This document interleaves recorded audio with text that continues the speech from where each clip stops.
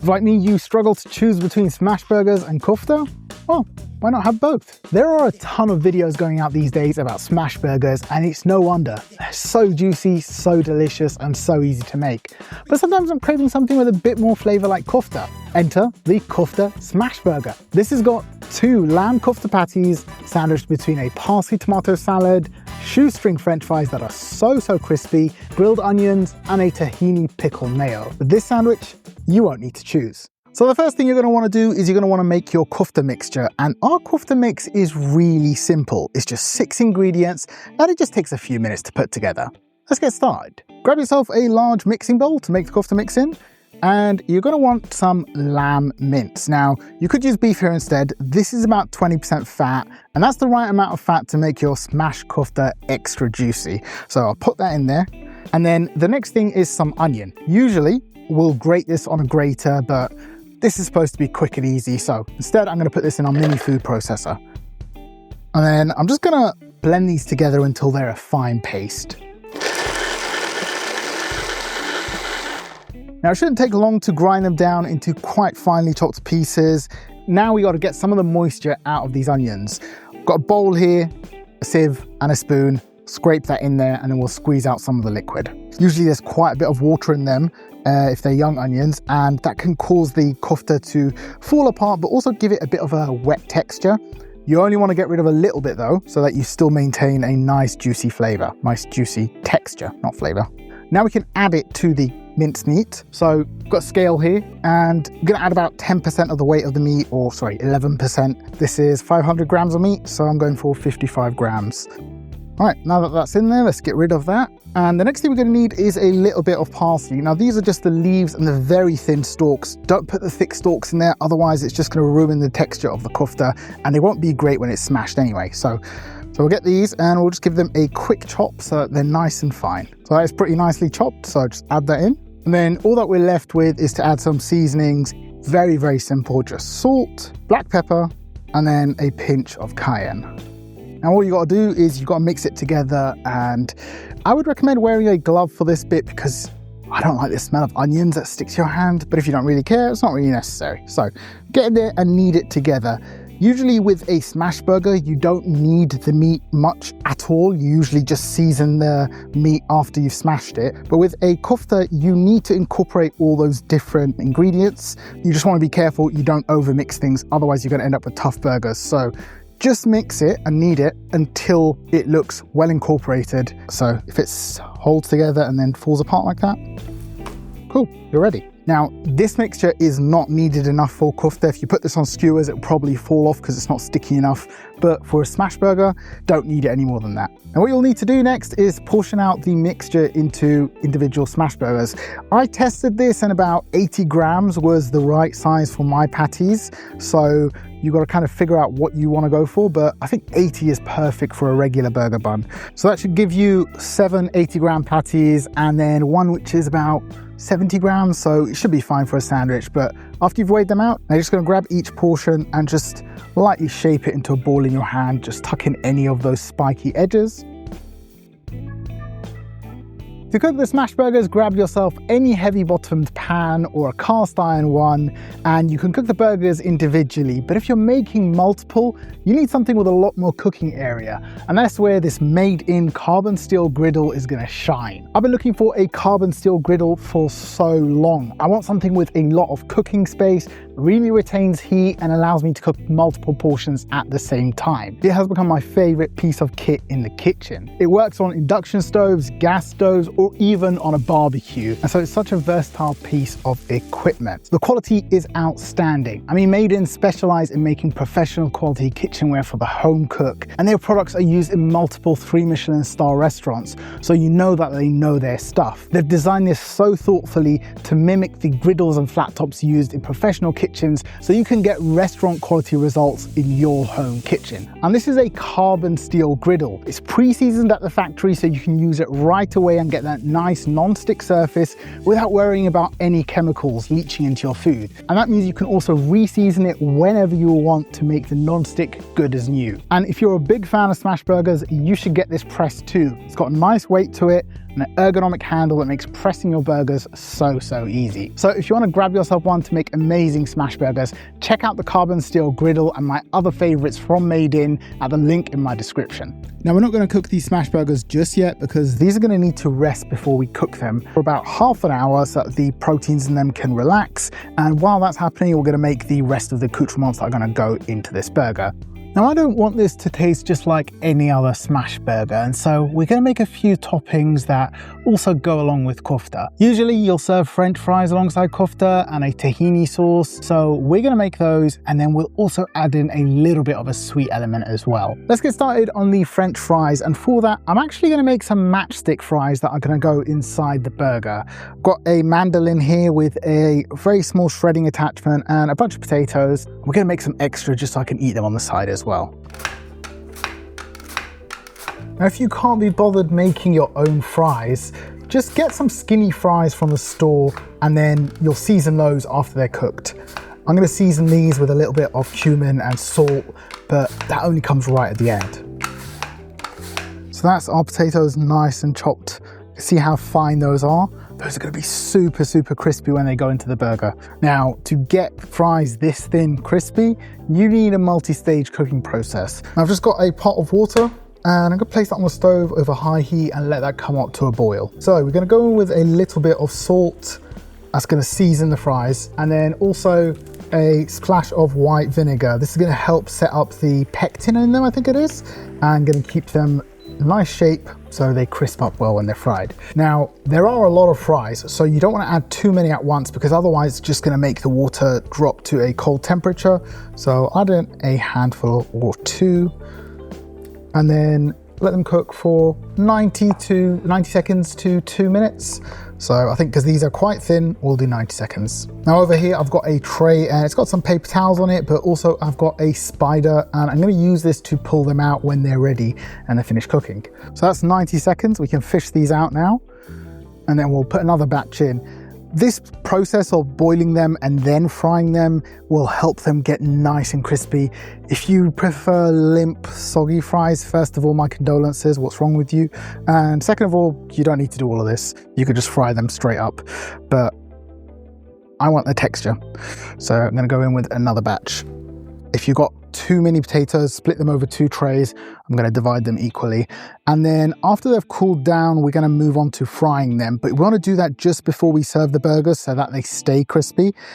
So let's just set those aside and let them cool for about half an hour.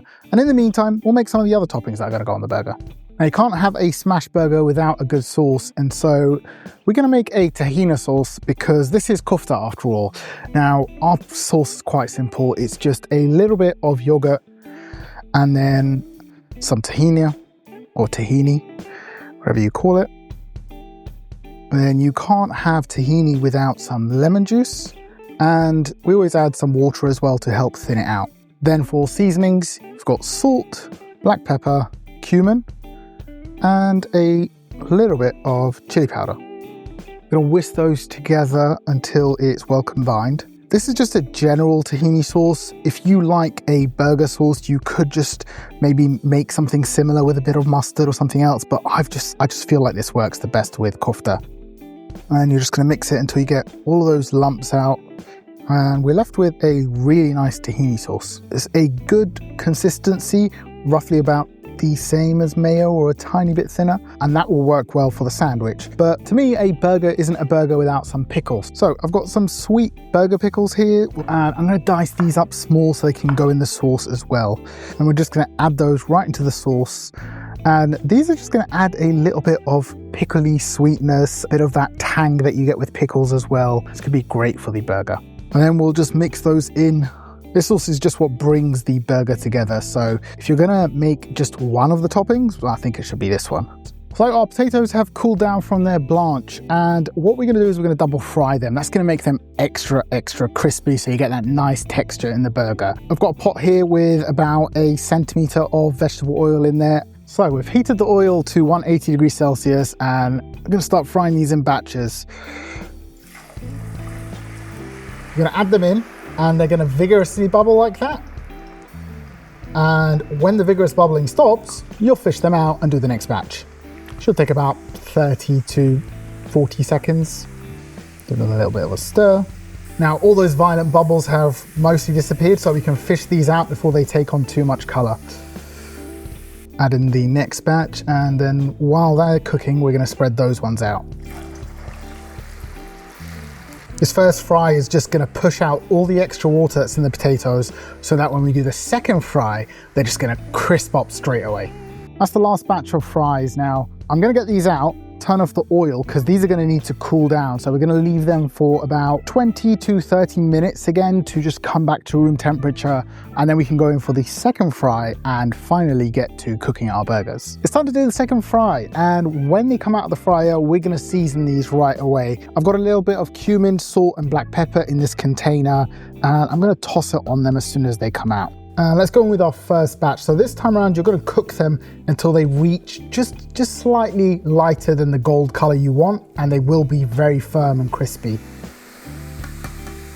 Again, it's going to take around maybe 30 to 90 seconds. Just keep an eye on them though, because they do brown pretty quickly.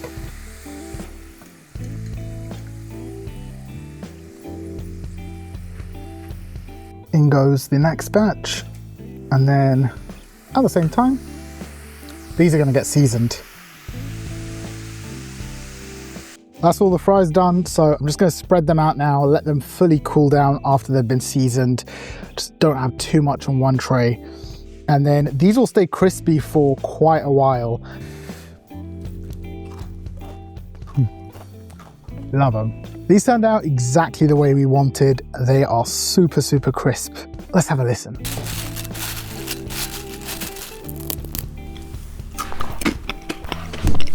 They're going to give us exactly the right amount of crunch that we want in our burger. There's one last component that we're going to prep before we cook, and it is a simple tomato and parsley salad. I've got some thinly sliced tomatoes. I'm going to add them into a mixing bowl, and some roughly chopped parsley, good healthy amount, and then a pinch of salt, about just under an eighth of a teaspoon to a quarter of a teaspoon. And then I'm just going to toss that together, and we're then going to leave this to sit while we cook the rest of the ingredients, and that salt is going to draw out the moisture so we don't end up with really soggy tomatoes in our sandwich. We're going to start off by heating the griddle on medium-high, and because this sits across two burners, they're both on the same temperature, it's going to give us a nice even temperature throughout the griddle. So that's heating up, and I'm going to toast the buns just to make use of that heat. Just a little bit of vegetable oil.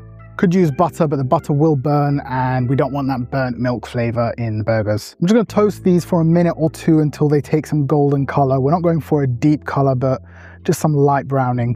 Happy with that. I'm gonna take it off before they burn. And we wanna add a little bit of sweetness to the burgers, and we're gonna do that by adding some grilled onions. I don't think there's a better topping for a burger than grilled onions, and onions are just so good with barbecue. So let's make some. I'm just gonna add these on. Gonna add a little bit of vegetable oil as well, and some salt to season them. Now I'm just gonna toss these a bit to make sure everything is coated in oil. And usually if you're cooking onions like this, they'll take a long time to cook, but the secret is to grab a little bit of water, add it in, and then cover it with a lid. That lid is gonna trap in the steam, and those are gonna end up cooking a lot quicker. You might need to do that a few times, but it'll help them wilt down real fast. Now these onions have already softened quite a lot, but I'm just gonna keep adding a little bit of water at a time until they cook through. Okay, I think these have cooked for long enough. They've got a nice golden color on them. These are gonna be perfect for the burger. We can get to smashing, and just before we do that, I put a little bit of oil here so I can oil the smasher, the press, and that's just going to help it release from the meat not easily once we've smashed them. All right, let's get them in.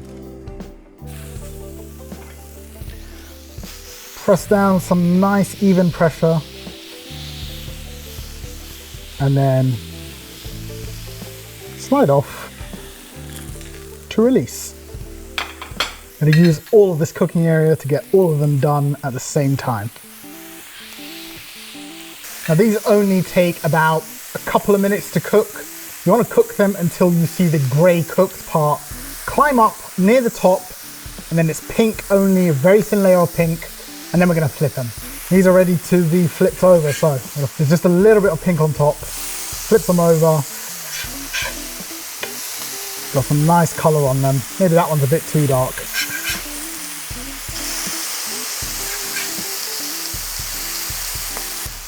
That is done now. That's going to be cooked through as well. That's all it takes to cook them, so let's get to assembling. Grab yourself one of the toasted buns, and I'm going to apply the tahini sauce with pickles to both sides of it. Next in line is the salad, the parsley and tomato salad. That's just going to add some nice, fresh salad flavors into the burger. On top of that, go 2 of our kofta patties. Add on a good amount of the grilled onions. And then the component that's going to bring it all together, our crispy matchstick fries. And last to go on, the top bun. I don't know about you, but to me, that looks like one hell of a smash burger.